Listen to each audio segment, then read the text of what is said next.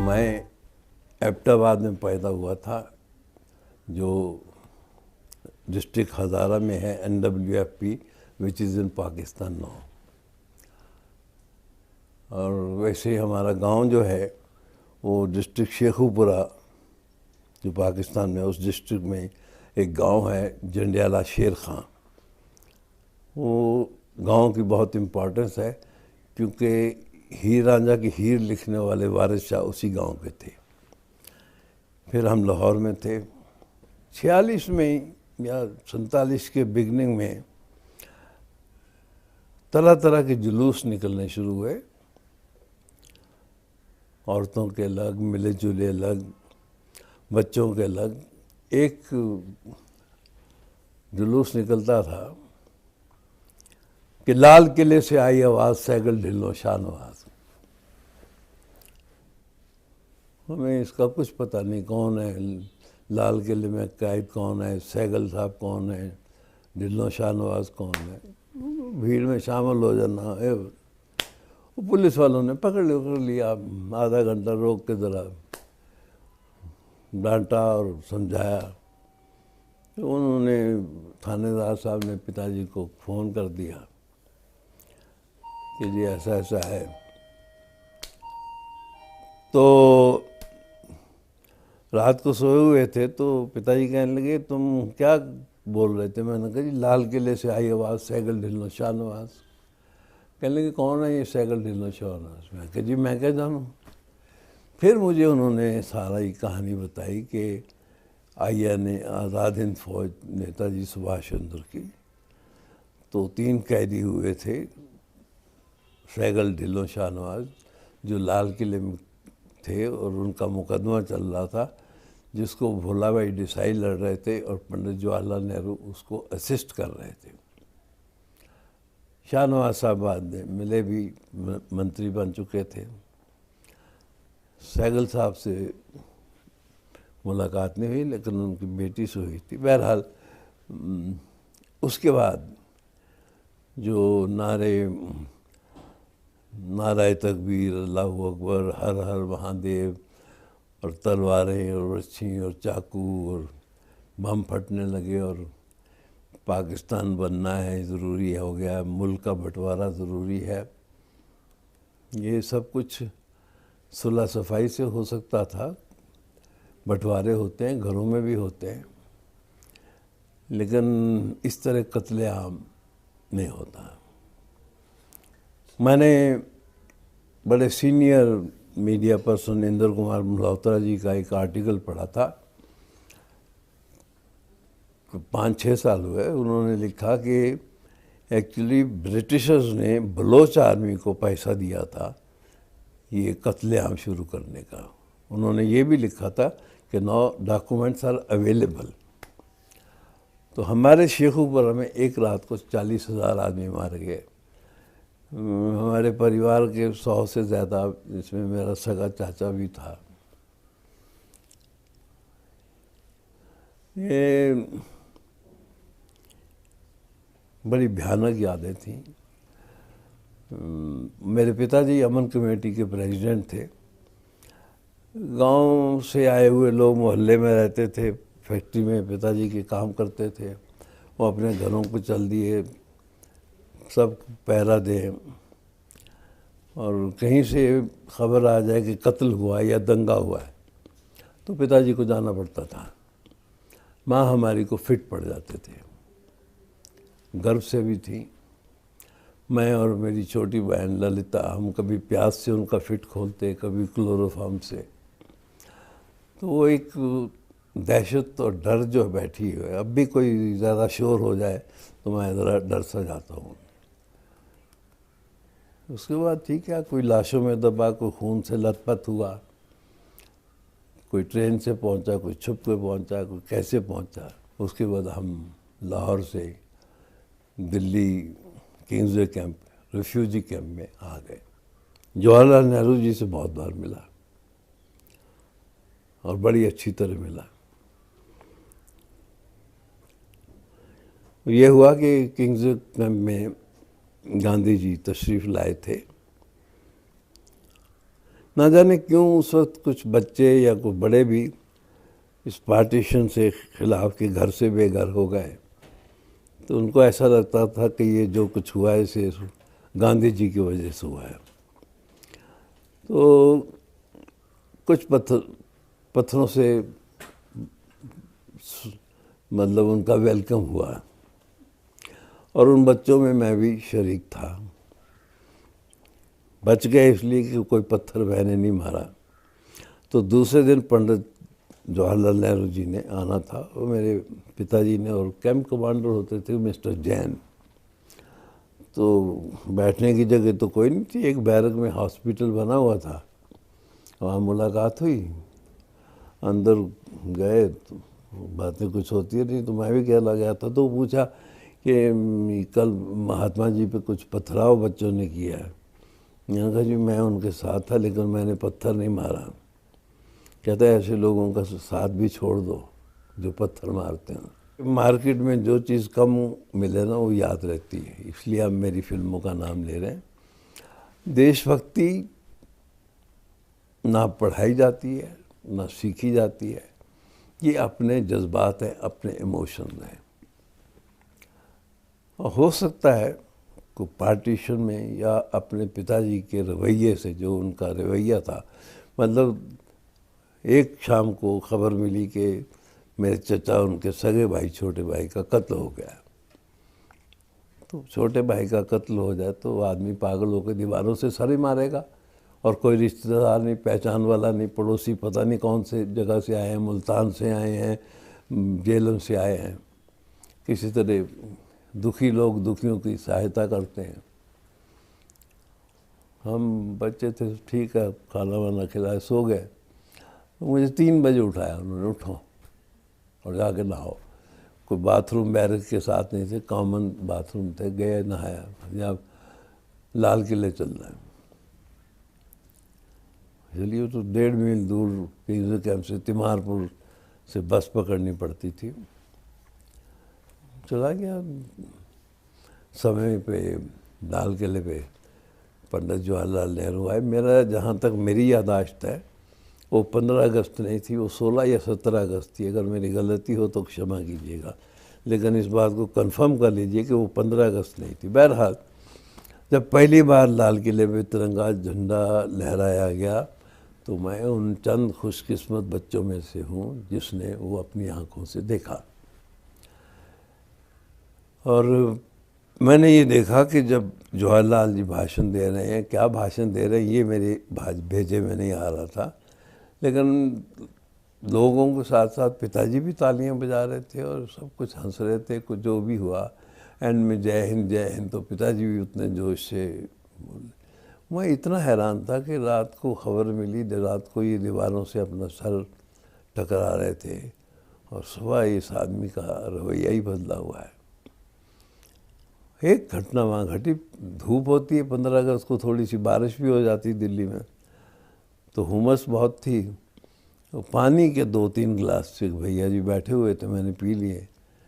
तो उन्होंने मुझसे पैसे मांगे, जो मेरे लिए एक बहुत शौक़ था, क्योंकि हम लोग तो लाहौर में छबील लगाते थे, प्यासों को पानी पिलाते थे। हमारी संस्कृति में भी है कि पानी पिलाना पुण्य का काम है। तो टका 2 पैसे वाला उसने मांगा, तो मैंने पिताजी से कहा, पापा जी ये तो पैसे मांग रहा है। नहीं, ये आज़ादी की छोटी सी कीमत है, इससे बड़ी बड़ी कीमतें दे चुके हैं। शायद वो बात कहीं सबकॉन्शियस में असर करती रही हो, लेकिन उससे इम्पॉर्टेंट बात यह है कि पाकिस्तान बना और मुस्लिम से कोई नफ़रत ना हो, कोई रिलीजन से नफ़रत ना हो। तो लाल किले के सामने ही जामा मस्जिद पड़ती, भीड़ इधर उधर हो गई। वो मुझे जामा मस्जिद के बाहर ले गए थे और कहने लगे हम मत्था टेक ले। मैंने कहा ये तो मुसलमानों की। कहते हैं जिन्होंने सब कुछ किया वो गड़बड़ थी, पूजा स्थान सभी होते हैं। और मुझे एक लगा कि तालाब में अगर एक मछली गंदी है तो इसका मतलब नहीं कि दोष दूसरियों का भी है। तो तो उसने मेरे में जो एक फंडामेंटलिज्म होता है, फंडामेंटलिज्म वालों के मैं बहुत खिलाफ हूँ। उनका अपना अपना अपनी अपनी मान्यता है। इंसान की ज़िंदगी में सरिता चाहिए नदी की। तो मैं फंडामेंटलिज्म में या तासुब में या जात पात के झगड़े में नहीं पड़ा। ये इसका क्रेडिट मेरे पिताजी को जाता है। अगर मेरे में कुछ प्रेरणा आई किसी बात की तो मेरे हीरो मेरे पिताजी हैं। मैंने माँ से या दूसरों से रामायण भी सुनी, कृष्ण जी के बारे में भी सुना, गुरु नानक देव जी के बारे में भी सुना बचपन में। लेकिन जो मैंने खुद पढ़ा, इन महात्माओं का, इन महापुरुषों की जगह अलग है, लेकिन मेरे भीतर एक इंसान था जिसको भगत सिंह बहुत पसंद आया। लेकिन उन पे कोई किताब नहीं थी और उससे पहले 2 फिल्में बन चुकी थी। एक में बड़े सुलझे हुए कलाकार थे जिनको, जैसे मुझे आप लोगों ने भारत कह दिया, वो राम राज्य के राम थे, प्रेमदीप साहब। स्मृति विश्वास जी साथ में थी। वो फिल्म अच्छी भी नहीं थी और चली भी नहीं।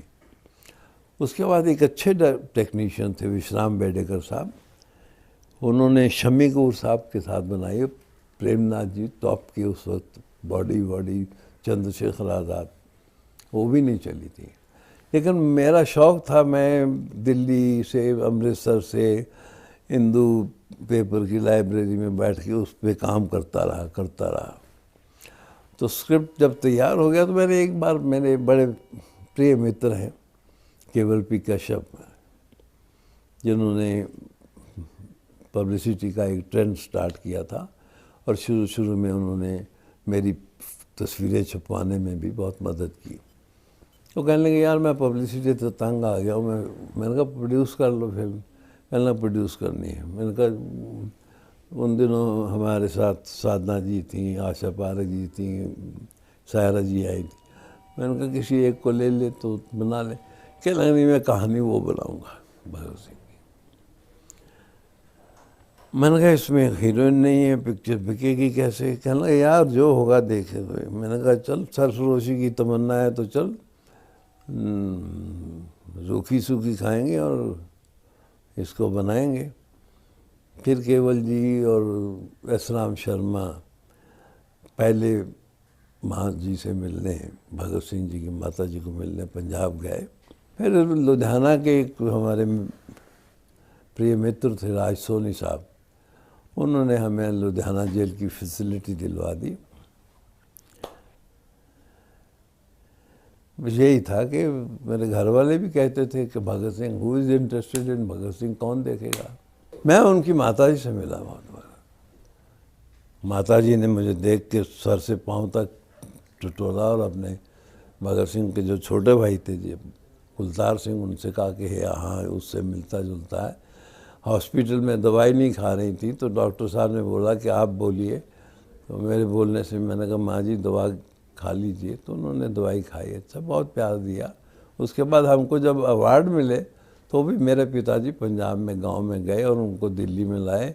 इंदिरा गांधी जी प्रधानमंत्री थी, शहीद केवल साहब की पहली पिक्चर थी जिसको 3 नेशनल अवार्ड मिले थे। और मैंने जो 4-5 साल रिसर्च की थी, मुझे उसका सिला तब मिला जब सरकार ने उसको सही डॉक्यूमेंट माना और मैं पहला राइटर हूँ जिसको national award as a writer मिला, स्टोरी राइटर। भाई हॉल में इंदिरा जी ने पाँव में छुए, स्टैंडिंग ओवेशन, 10 मिनट तक तालियां बजती रही। हमको जो कुछ मिला माँ के अर्पण कर दिया। फिर संबंध रहा, भाइयों से रहा, माता जी से रहा। एक ज़िंदगी के कुछ पावन पल जो हैं उनकी चरणों में, उनकी सेवा में गुजरे। शास्त्री जी प्रीमियर पे आए थे, तब वो प्रधानमंत्री थे और 1965 की जंग के बाद दिसंबर में पिक्चर देख के वो उस रॉ में बह गए थे, भावनाओं में बह गए थे। तो सुबह उन्होंने 7 बजे चाय पे बुलाया और शाबाश दी और पीठ थपथपाई और फिर एक अजीब से मूड में चले गए। मेरी आंखों में देखा, कहने लगे, मैंने नारा दिया जय जवान जय किसान, क्या इस पे फिल्म बन सकती है? स्पॉन्टेनियसली मेरे हाथ उनके पाँव पे चले गए। मैंने कहा बाबूजी आपका आशीर्वाद है, बनेगी। बहुत बार कह चुका हूँ कि मैंने कहा पेन दे दो, डायरी लेके दे दो। मैंने ट्रेन में 24 घंटे में कहानी लिख ली और प्रेरणा होती है, इन लोगों ने प्रेरणा दी थी। तो 7-8 दिन में स्टोरी हो गई थी, स्क्रीन पे डायलॉग लिखे गए। तो उसमें पहले नाम जैसे आमतौर पे हीरो का नाम राम शंकर ऐसा रखा जाता है कि गुड कैरेक्टर, मैंने भी राम रखा था, रामू। फिर मैंने सोचा कि किसानों का देश है भारत, तो गांव में बसता है, तो मैंने उसका नाम भारत रख दिया। अब वो हमारी जनता जनार्दन भी इतनी सखी हातम है कि उनको कोई चीज़ पसंद आ जाए तो वो फूलों की, आशीर्वाद की, प्यार की, स्नेह की बरसात कर देते। उसने जनता जनार्दन ने मुझे भारत बना दिया। मैंने इसे सोच के भारत नाम नहीं रखा था। उस वक्त एक पोस्ट इंडिपेंडेंस का ये था कि लोग गांव से शहर भाग रहे थे, खेत सूने हो रहे थे। उस वक्त आबादी 40 करोड़ थी। तो किसके लिए शहर भाग रहे हैं? दाल रोटी के लिए। अब दाल रोटी पैसों से तो नहीं मिल जाएगी, मिलेगी तो खेतों से। वो जो छोटा भाई खेत छोड़ के ग्लैमर ट्रक हो जाता है शहर के लिए, उसको वापस खेतों में लाना था। और नारा था जय जवान जय किसान। उसी किसान को जो आपको अन्न देता है वो देश की रक्षा कैसे करता है, उस पर बेस हुई और अपने आप में एक इतिहास बन गई उपकार।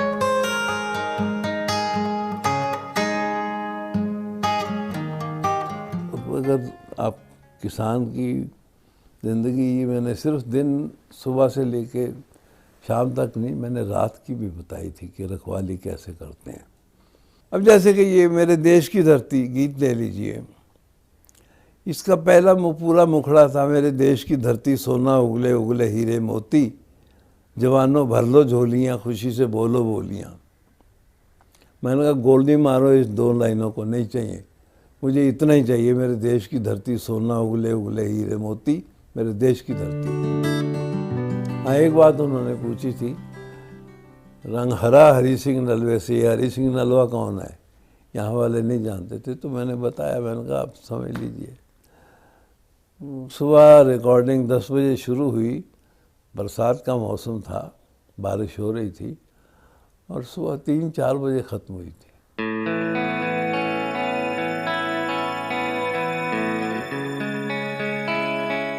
मैंने सोचा कि जब मैं लाहौर से दिल्ली आया तो मैं दिल्ली को मिस करता, लाहौर को मिस करता था।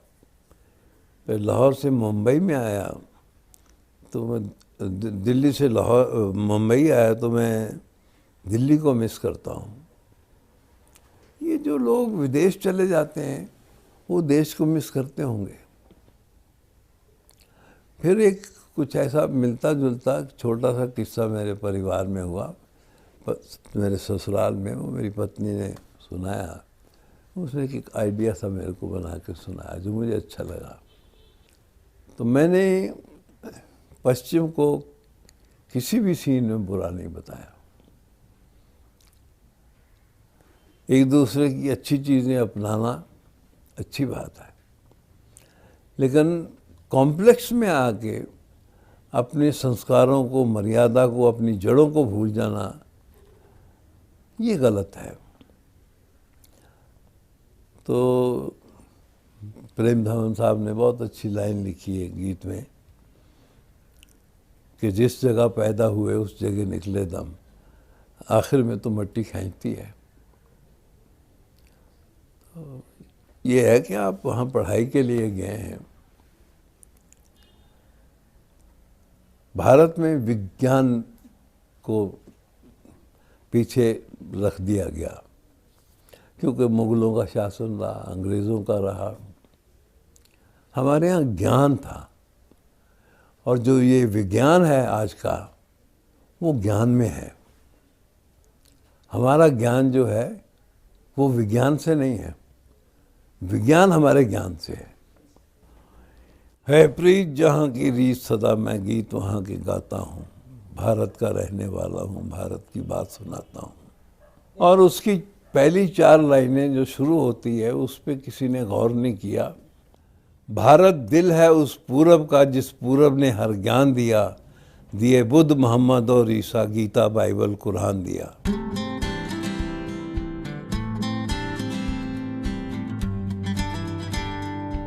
मैंने बहुत कम फिल्मों में काम किया, शायद 50 भी नहीं हुई, लेकिन मैंने हर तरह का कैरेक्टर किया। बेईमान का किया, सन्यासी का किया है, पहचान में गंगाराम का किया है, 10 नंबरी किया है, दो बदन में अंधे लवर का किया है, पत्थर के सनम में एक रोमांटिक छेड़छाड़ वाला हीरो किया है, ये वो कौन थी में एक हॉन्टेड डॉक्टर, और गुमनाम में एक श्रूड CID वाला आदमी, हिमालय की गोद में एक आदर्शवादी डॉक्टर। तो कोई ऐसा रोल नहीं जो मैंने ना किया हो। और कोई ज़्यादा काम करने के लिए मेरा पता नहीं क्यों मेरा दिल किया कि हम अच्छी गाड़ी में घूमते हैं, अच्छे मकानों में रहते हैं, बंगलों में, फ्लैटों में, हमारे बच्चों को सभी सहूलतें मिलती हैं, लेकिन ये पैसा कहाँ से आता है? सरकार तो टैक्स में ले जाती है, सरकार तो कुछ देती नहीं है, तो पैसा देता कौन है? ये जनता जनार्दन, ये हाथ गाड़ी चलाने वाला, ये साइकिल रिक्शा चलाने वाला है, एक वक्त के पेट का काट डालेंगे, रोटी नहीं खाएंगे, मगर फिल्म देख लेंगे। तो एक नागरिक का, एक फिल्ममैन का ये कर्तव्य बनता है कि उसको कुछ अलग नई चीज़ दे, जो वो कहे कि हाँ भाई हाँ, उसको एक अंदर से तसल्ली हो। शोर मैंने मनाई, एक दिन कोई 6-7 साल हुए, 5 साल, मेरे सर्वर ने मुझे रात को जगाया, साहब देखिए शोर आ रही है। ऐसे मेरी आँख खुल गई, मैंने देखा, मैंने कहा DD पे मैंने कब दिया क्या ये साइकिल के शॉट वैसे? तो पता लगा उसमें कि ईरानियन फिल्म डायरेक्टर ने फिल्म बनाई द साइकिलिस्ट। वो मेरा एक सीक्वेंस था कि बच्चे के लिए मैं साइकिल चलाता हूँ, तो उन्होंने फिल्म बनाई कि बीवी के लिए पैसे चाहिए बीमारी के लिए, तो साइकिल चलाते हैं। और उस फिल्म की हमारे मीडिया ने बहुत तारीफ़ की, और उस फिल्म ने अवार्ड भी बहुत जीते। और मेरी शोर को मीडिया ने बड़ा कंडेम किया, मेरी हर फिल्म को कंडेम किया गया, लेकिन उसके 20-25 साल बाद पूछते हैं कि साहब वो कमाल पिक्चर थी। आजकल न्यूज़पेपर क्या कहते हैं? आज आप ट्रेन में ट्रैवल करते हैं, मुसाफिरों से बात होती है, अपने स्टाफ से बात होती है, क्या उनका मूड क्या है, बिटर है, स्वीट है, क्या प्रॉब्लम्स हैं? तो मैंने नावल तो कभी पढ़ा नहीं, और मैंने ना किसी हिंदी या ना किसी इंग्लिश पिक्चर की कॉपी की है। हाँ, और जिन्होंने की भी है उन्होंने अवार्ड भी वसूल किए हैं, लेकिन मैंने ये अच्छी थी फिल्म या बुरी थी, माई सिनेमा इज़ माई सिनेमा। तो लगा कि एक ज़रा हट के भी फिल्म हो जाए। एक आइडिया आ गया था। आइडिया कैसे आया था? दिल्ली में मेरा एक छोटा सा खेत था, जिसको बगैर हमसे पूछे हुए सरकार ने छीन लिया। हमारा सरनेम गोस्वामी है। गोस्वामी का गाय से कोई संबंध नहीं है। गोस्वामी का मतलब है भूमि के मालिक। वो हमसे वो ज़मीन छीन ली गई, तो मतलब मैं तो गोस्वामी भी ना रहा, भूमि अधीन हो गया मेरा, तो भूमि भी छीन ली बगैर पूछे। और वो कानून भी वो जो 1894 में अंग्रेज़ों ने बनाया था। हमारे लीडरों को ये भी नहीं पता कि कौन सा कानून कब बना था, कब नहीं बना था। दिल दुखता है, चोट पड़ती है, तो आवाज़ के ज़ख्म से खून टपकता है इस शहर में। लेकिन देश की हवा या देश की मिट्टी राजनेताओं से अलग है। मैं नमन करता हूँ इस मिट्टी का, मैं इन हवाओं का, इस परंपरा का, इस मर्यादा का। नेताओं का नमन नहीं करता। मैं किसान का कर लूँगा, देश की सीमा पे रक्षा करते हुए जवान का नमन कर लूँगा, और किसी का नहीं करूँगा। रोटी कपड़ा मकान का आइडिया आया मुझे। टाइम्स ऑफ इंडिया में एक न्यूज़ आई थी कि दिल्ली यूनिवर्सिटी में कॉन्वोकेशन में एक लड़के को बीए की डिग्री मिली, उसने लेके वहीं फाड़ दी कि ये यूज़लेस है, ये हमको नौकरी सिक्योर नहीं करती। वो मेरे दिल को टच कर गई थी। जो सीन उस फिल्म में है, उस बुनियाद उसने, प्रेरणा उस सीन ने दी थी। आप उन हालात से नहीं गुजरे जिन हालात से मैं गुजरा हूँ। कुछ चीज़ें अपनी ज़ाती ज़िंदगी से भी मिल जाती हैं। किसी को मिलना हो और बारिश से आपके कपड़े भीग जाएं तो बड़ी शर्म आती जाके मिलते हुए। और यहाँ ट्रेजेडी ये थी कि उस पात्र ने इंटरव्यू के लिए जाना था, इसलिए वो बारिश में बाहर आके उसके साथ लिपट नहीं जाता कि मेरे कपड़े गीले हो जाएंगे। The tragedy of a man. उसमें गाना रोमांटिक था लेकिन दर्द भी था। लिरिक्स वाइज तो और नहीं, बस और नहीं था, बहुत गहरा। वैसे मीनिंगफुल गाना और स्वीट गाना मैं ना भूलूँगा। हाँ, जनता पसंद तेरी दो टकियाँ दी नौकरी, मेरा लाखों का सावन जाए।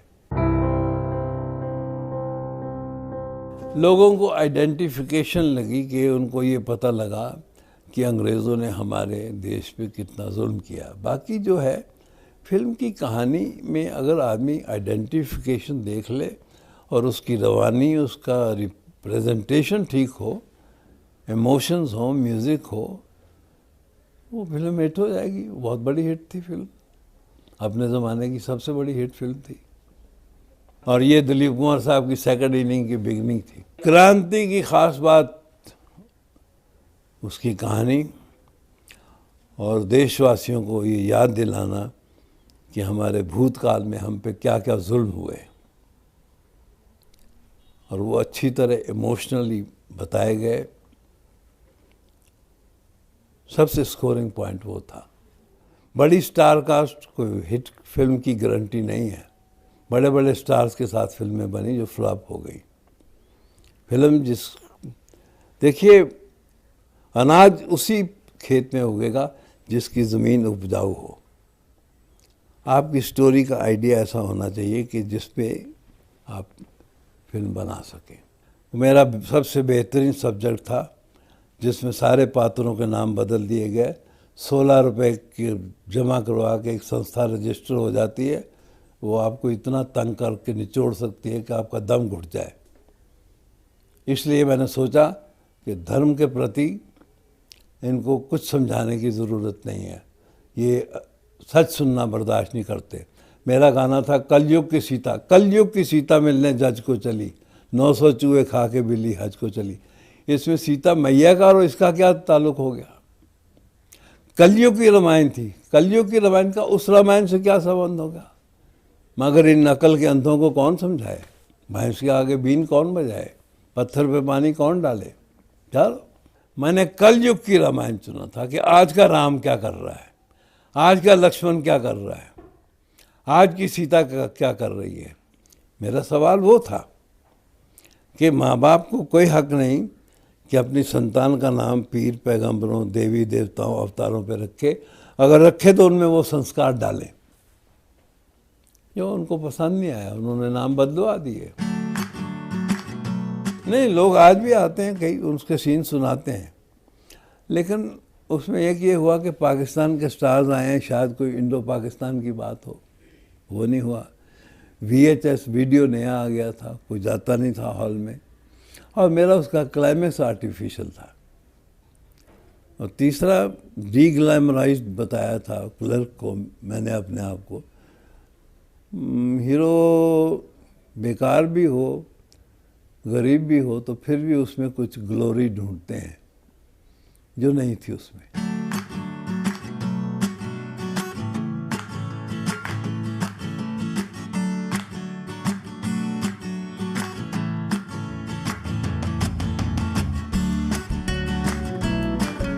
At all I am to be remembered as a son of wonderful parents and a good citizen of this country. Good and to a very extent honest and dedicated citizen. That's all. Model Bharat Kumar. ये public की then है, ये public जाने, मैं क्या जानूँ।